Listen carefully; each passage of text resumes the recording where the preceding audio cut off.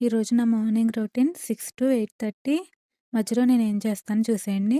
ముందైతే మా అబ్బాయికి పాలు కాసిస్తాను. వాడికి పొద్దున్నే పాలు తాగే అలవాటుంది.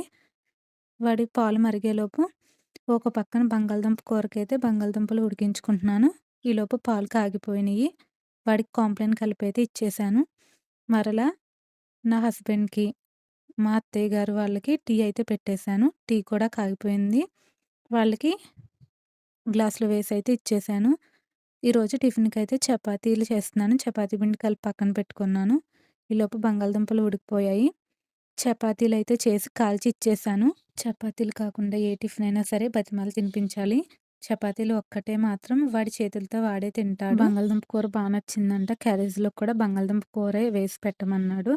స్కూల్‌కైతే రెడీ అయిపోయాడు. స్కూల్‌కి వెళ్ళిపోతున్నాడు. Thanks for watching. వీడియో నచ్చితే లైక్ చేసి సబ్స్క్రైబ్ చేసుకోండి.